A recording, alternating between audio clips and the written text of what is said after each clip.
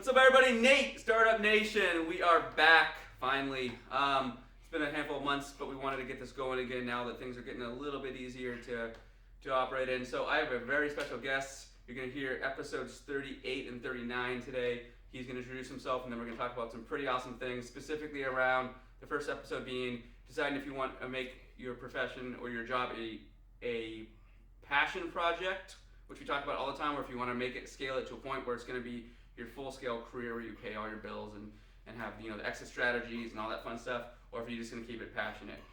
Because there's a distinct difference, and he's going to explain a lot about his decision today on that. The second one's going to be about how you get investors, and then the good and bad and ugly about possibly getting investors because he has experience. So without any more for him to wait, why don't you talk a little bit about yourself? And so him and I met through Facebook, funny enough, selling some stuff on Facebook Marketplace.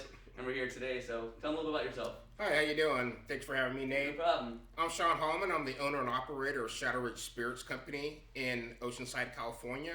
And I'm the distiller and owner and operator with my wife. And so tell us a little bit about Shadow Ridge and just kind of your experience and, what got you to this point.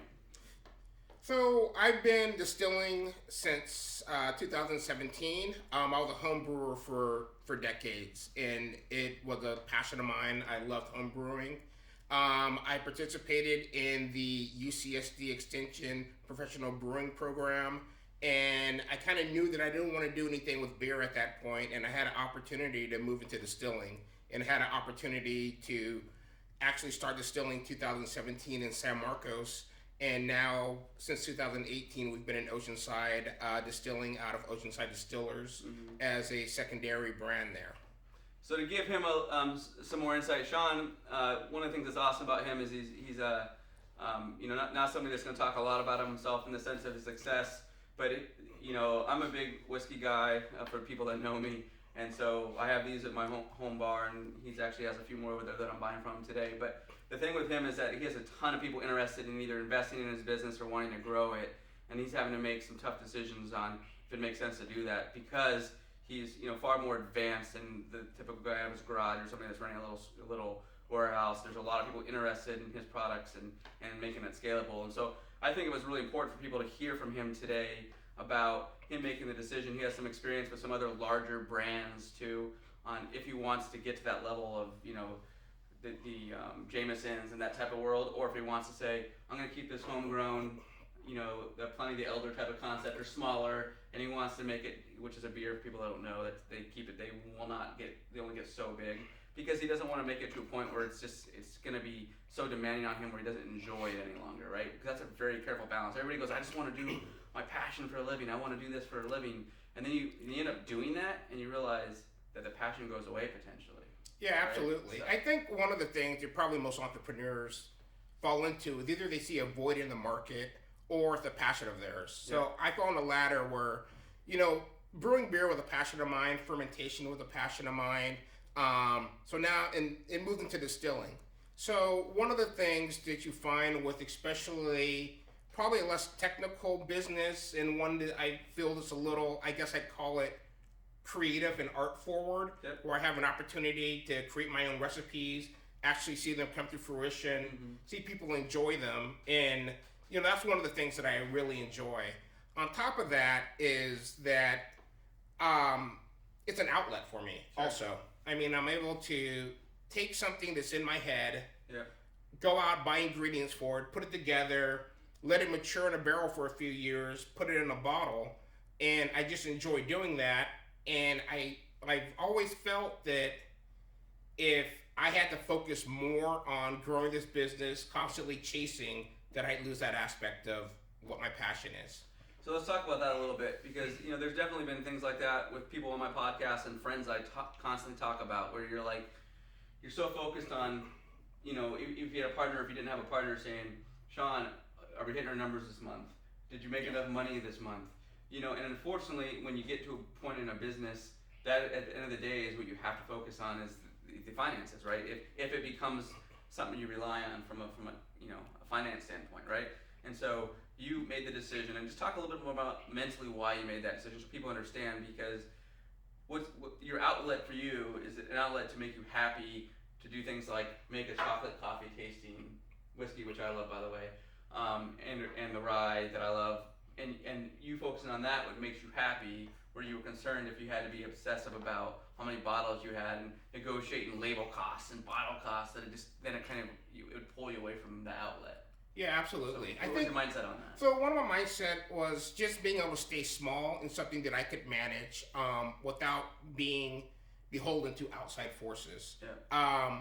And so in order to grow, you have to take advantage of economy of scale. So now, instead of being able to order a pallet of bottles to grow to increase my sales, now I'm ordering truckloads of bottles, which means increased space, increased cost. And so then I start looking at a return on investment of my time vice what it's going to take in order to break even or even start to turn a profit, which is in this industry, the spirits industry, it's going to take years. Yeah. So I think I sat back and I took a look at what I'm able to do by myself, because this was something that's in me, and along with my wife, and just keep it at a size that was manageable for me, and without growing. Because once I take that next step, I'm all in. There's no fun return. Right? Not at all. Not at all. This project is self-funded. I've been working for the federal government now for the past 12 years. I'm a former naval officer. They took all that time, so I'm invested in another career that I enjoy thoroughly. It's still being part of what I loved about being in the military, and still just doing it as a civilian from the federal side. So I have that aspect of my life, but that's not all of my life. Sure. This is a huge part of it, and I want to just keep this part of it my life. I don't mind doing the business aspect of it, on a small scale, but the creative part is really what drives me. So it gives you perspective, and I tell a lot of people this, and this is almost the opposite of what most of the podcasts have, which is why I really wanted Sean on it, because it's a unique perspective on it. But not everybody has to become the next Bill Gates. Not everybody has to become the next. What's the peanut butter whiskey everybody loves? Screwball. Screwball, right? Not everybody has to become that, right? Because Sean has a profession that he loves, being in the military. Thank you for serving, by the way. I know I've told you that. But we can do this because of people like him. And then in addition to that, because he loves that and he's happy with that type of profession, and that's what pays his bills, he doesn't want to then have to complicate that by now having something else that makes him even wealthier, for lack of a better term. Or for him, it's the passion piece that makes him happy, that it allows him to have that outlet to make him happy. And a lot of times people tend to not understand that if you were to scale this, there's probably a certain something in the back of his head, correct me if I'm wrong, where it's like, is this going to make me happy if I go to this next level? Yeah. If I go to the point of no return, am I also now going to regret it and not be a happy person? Now my outlet's gone, and now I have an emotional change in my life because I made a decision for finances, not because of my passion. Yeah, absolutely. I think one of the, I guess events that make this easier is that this is an industry that is very difficult to, just go in, make a lot of money, come out. I mean, I've had a front row seat to some companies that have exploded. I mean, I was lucky enough to be involved with Screwball in the beginning, and I'm still involved with them, and I'm able to see that. So I do have, I guess, the large scale business in my life that I'm able to see and grow. And so, I mean, this is a hobby of me. Some people love playing golf. Yeah. Some people love working out. I wish I did more. Yeah. But, I love whiskey. I love making whiskey, and I love creating. Well, two good things. I know a gym you can go to. That's a plug for Hardcore Fitness for those that don't know, a couple of them. But two, the thing that's cool about your situation, which we talk a lot about on these podcasts too, is you kind of have a cheat code. What I mean by that is your cheat code, or the lever you can pull, is I know Screwball. I know what it looks like to expand, and I don't like what that looks like for SR. As of right now, I don't want that to look like. There's nothing wrong with the Screwball mentality. They obviously have done very, very well. I just don't want SR looking like that today. And because of that, you're going to keep it the way you are, because you have the cheat code of seeing the future, for lack of a better term. Because you know what it looks like.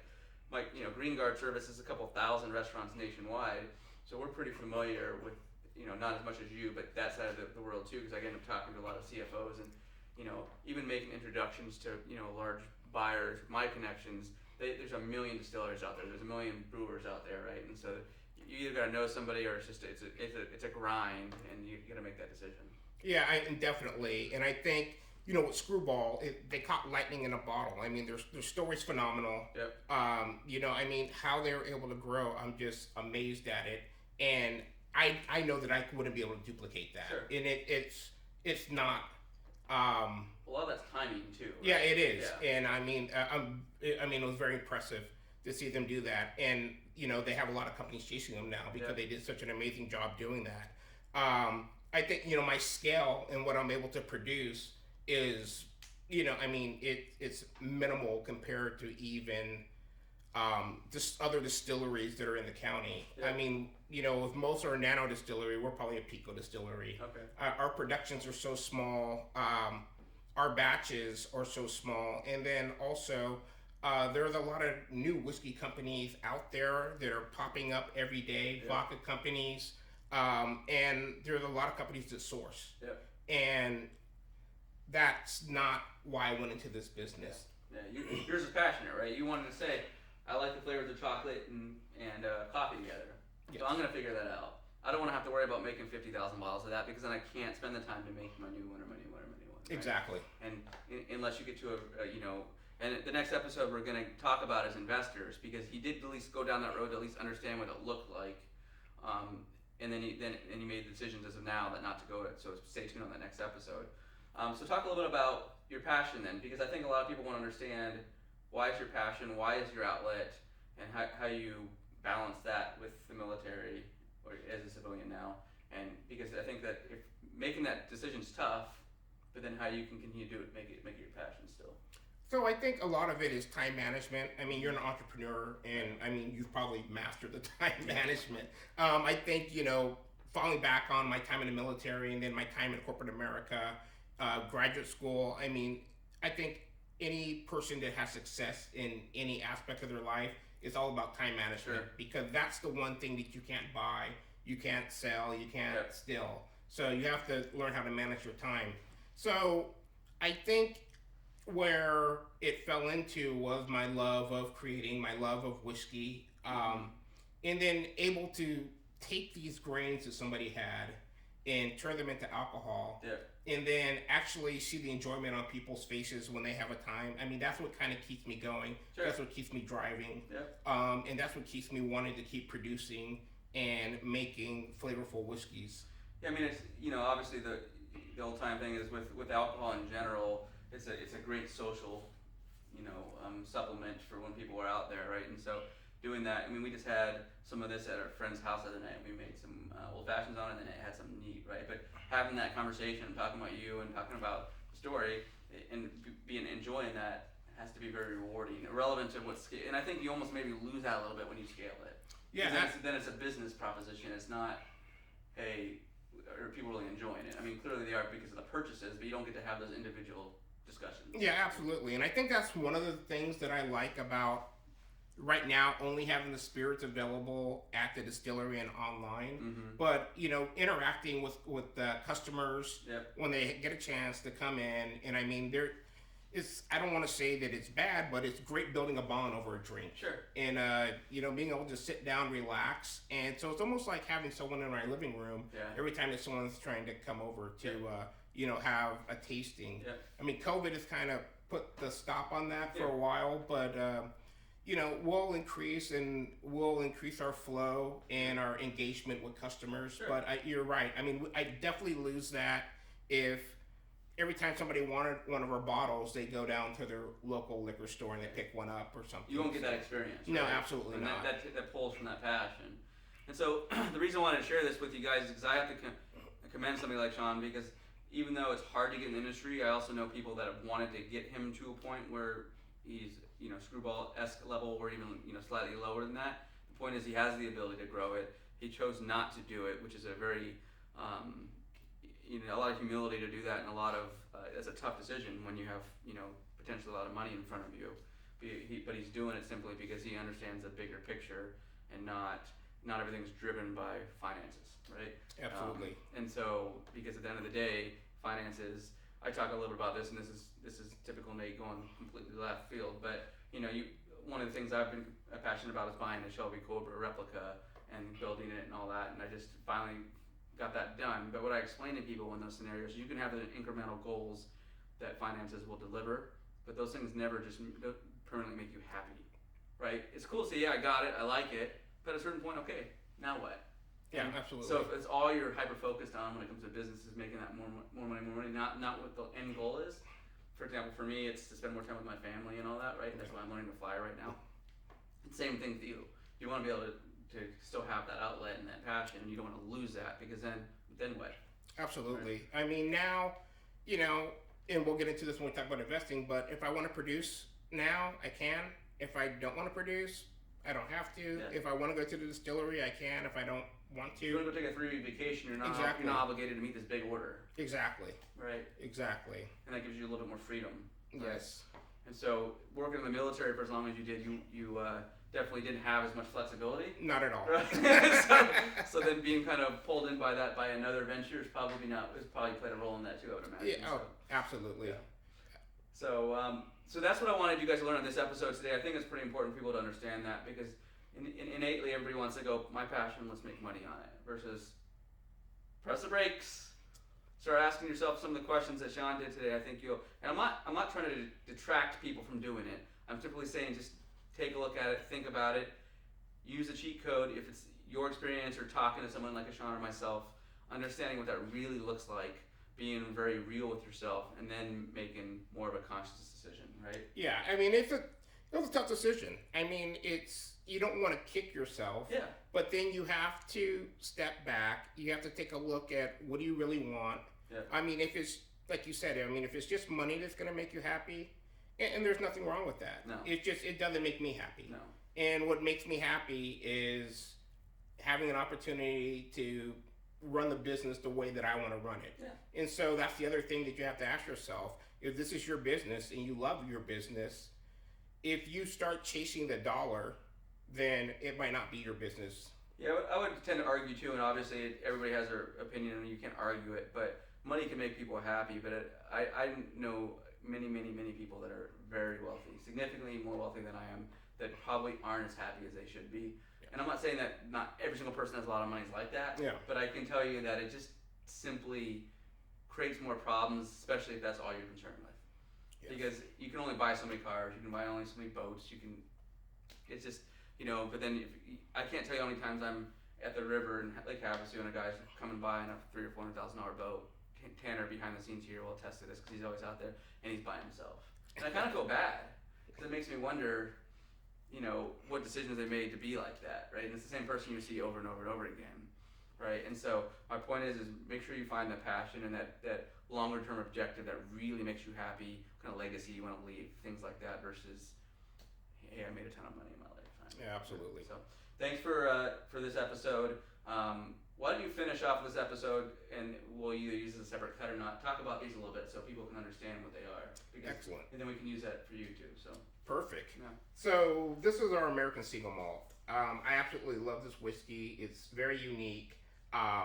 Because I brewed, this is a single malt of 100% barley with 4 different types of barley. It has a Munich, a Vienna, which are German malts, and it has a crystal malt, and it has a roasted carafa malt that gives it a nice chocolate coffee finish. It's friggin' delicious. I had it last night. 90 proof. Our bourbon, 53% corn, and then 3 different types of barley, the Munich, the Vienna, and the crystal, and 5% rye. So it has a different type of sweetness, and this went into a new American oak barrel for a little over 2 years. This American single malt and this American single malt goes into ex-bourbon barrels. So our next is our single malt, which is peated and cherry wood smoked for the smoked barley, and then it has some Munich and Vienna and crystal malt in it. So it has a very peaty nose, but it has a nice smoky taste. It's not quite like an Isla, like a Lafroig or Lagavulin or Brulati, but it does have some peat in it, but it's a nice smooth finish. And then we have our rye. Our rye is 55% rye, and then it's Munich, Vienna, and crystal. As you can tell, I like working with barley. I like the flavor that the maltiness brings, and the rye has a nice little spiciness to it. And the unique thing about all these whiskeys, is that I like to use L yeast. I like to use Belgian L yeast. It gives big esters. I like to play with different bacteria also. And I think that they're very unique whiskeys with a lot of flavor and a lot of maltiness. Don't forget about these poor babies back here. Yes. Yeah, we have our two rums here. Demerara sugar and a food grade molasses. They're both the same rum, but the dark rum goes into an ex-bourbon barrel, so it adds a nice, different kind of sweetness to it. But you can really taste just the caramelness of the Demerara sugar and molasses. Perfect. So for people who want to check it out, what's your website? We're www.srdistilled.com, and our Instagram handle is @srdistilled. Check it out, guys. I promise you won't regret it. And he's always down to have tastings come in and all that stuff. So Absolutely. Thanks for this episode. It was awesome. Appreciate it, Sean. Thank you. Stir Up Nation.